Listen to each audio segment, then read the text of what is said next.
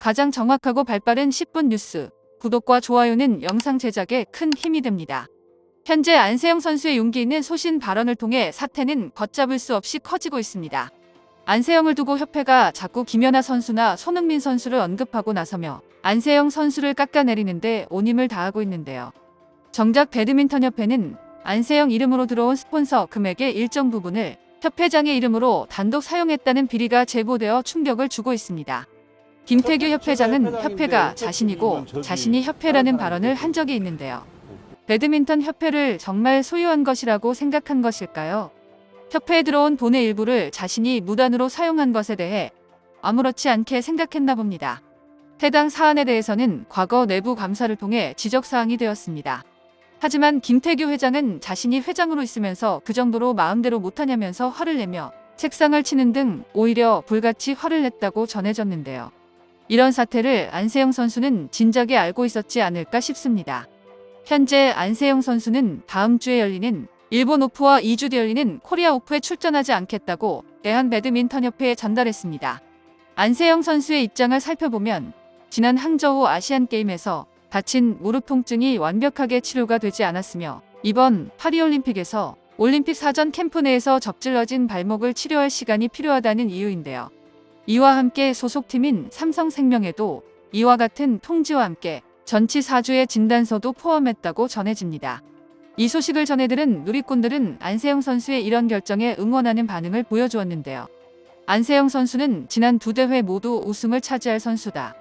그런 안세영 선수는 디펜딩 챔피언인 만큼 해당 대회를 출전하지 않겠다고 결심한 건 엄청난 용기다. 안세영 선수 아무것도 신경 쓰지 말고 치료에만 전념하세요. 배협은 안세영 선수를 더 이상 공격하지 말아야 한다. 힘내세요. 안세영 선수. 안세영 선수의 용기에 힘을 얻고 갑니다. 우리 딸보다 어린 나이에 이처럼 강한 정신을 가진 게 대단하다. 멋지다 안세영. 현재 안세영 선수는 세계 15위 이내 상위 랭커가 의무적으로 참가해야 하는 일본 오픈과 목포에서 열리는 코리아 오픈까지 불참하는 것은 안세영 선수가 현재 얼마나 힘든 상황인지를 알 수가 있는데요.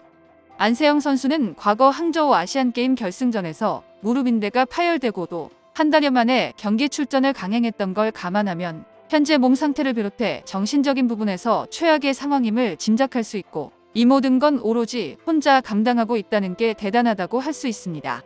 9월 이후 최고 등급 대회인 중국 오픈 등 주요 대회가 계속 이어지고 있기에 안세영 선수의 이런 공백이 길어질 경우 1년 넘게 지켜온 세계 랭킹 1위 자리도 내놓아야 할 수도 있는데요. 그도 그럴 게 현재 안세영 선수는 배드민턴 협회의 공격을 온몸으로 받아들이고 있습니다. 안세영 선수가 2024 파리 올림픽에서 금메달을 획득한 뒤 대한배드민턴 협회의 부상관리 및 훈련 방식 등의 불만을 토로하자 협회 측이 무려 A4 용지 10장에 달하는 양으로 조목조목 반박하며 눈높이가 다른 것 같다라고 했는데요.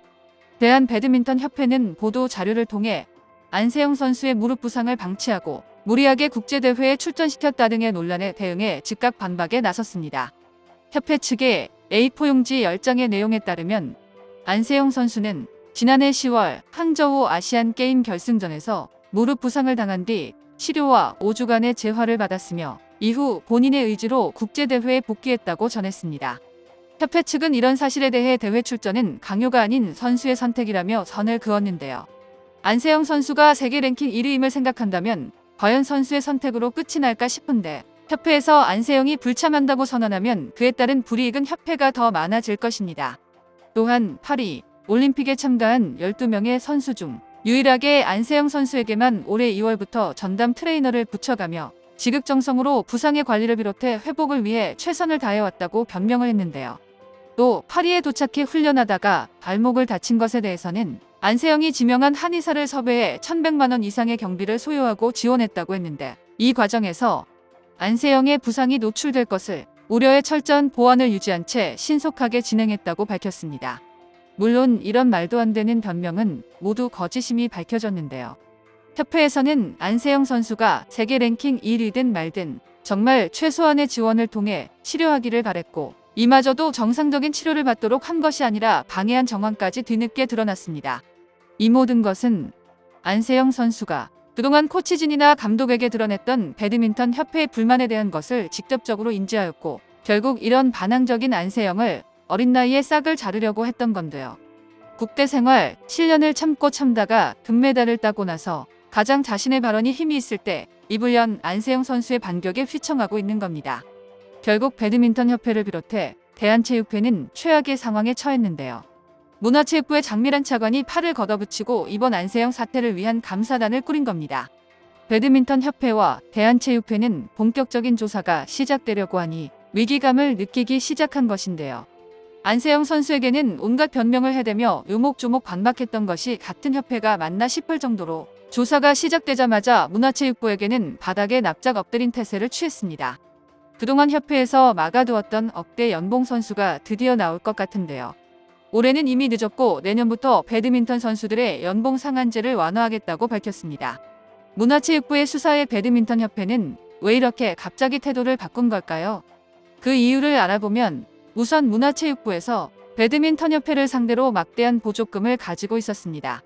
우선 올해 기준으로만 보조금이 71억 원에 달합니다. 또한 이번에 장미란 차관이 꾸린 조사단이 무려 12명이 넘는 인원을 구성했고 이는 버려진 조그만한 메모지 하나까지도 놓치지 않겠다는 의지를 보여주고 있습니다. 한마디로 배드민턴 협회와 관련해 탈탈 털어 먼지 하나라도 잡아내겠다는 강력한 선언이었는데요.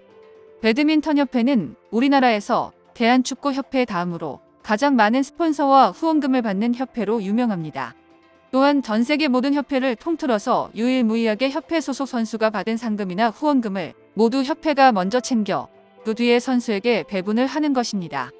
지난 경기에서 안세영 선수는 우승 상금으로만 25억이 넘는 돈을 받았지만 이 모든 것을 협회가 챙겼고 안세영 선수는 유일하게 받은 돈이 고작 6천만 원이 다였습니다. 세계 랭킹 1위라는 것을 감안하면 터무니없을 정도로 작은데요.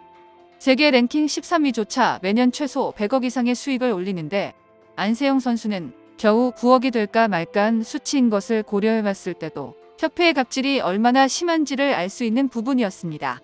문체부의 조사가 시작된 지 고작 이틀 만에 협회에서는 벌써부터 비리가 터져나오기 시작했는데요.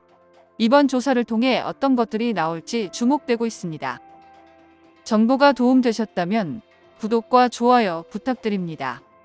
이상 10분 뉴스입니다.